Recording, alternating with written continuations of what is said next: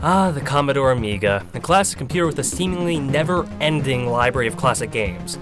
I mean, after playing the likes of Another World, Lemmings, Turrican, Apidia, Flashback, Cannon Fodder, The Settlers, Alien Breed, and so on, you may feel like you've played everything worthwhile.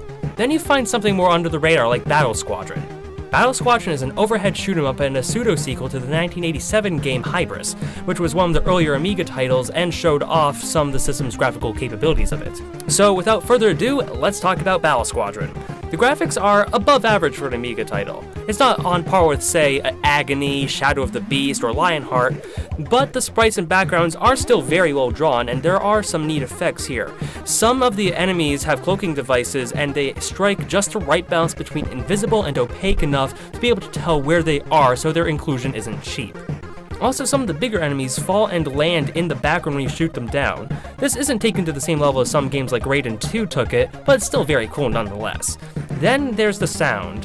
The sounds are just as bombastic and arcadey as they need to be, but they're almost overshadowed completely by one of the best things about this game: the music. To be honest, there aren't a whole lot of different songs in this game. There's a title theme, an in-game theme, a game over theme, and a victory theme. However, most of them are substantial in length and are very memorable. The title and in-game songs are incredibly catchy and appropriately blood-pumping for this kind of game, but whatever you do not get me started on the game over theme, because I'll be here all day. It's incredible.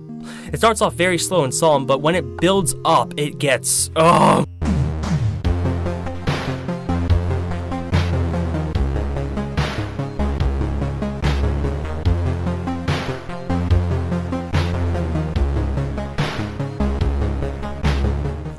However, what about the gameplay? A lot of it is relatively standard. You move with the joystick, the fire button fires, rotating the joystick quickly and pressing the fire button results in releasing the screen-clearing Nova missile. You have a variety of weapons to use after picking up the respective power-ups, and there's also co-op so you and your friends can blow up everything in sight like the maniacs you are.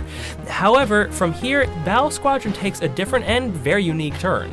The game starts off in space and not too long after you're flying over the planet's surface. You would think that this would be the first level and you just have to make it to the end. However, this surface section is actually a hub world.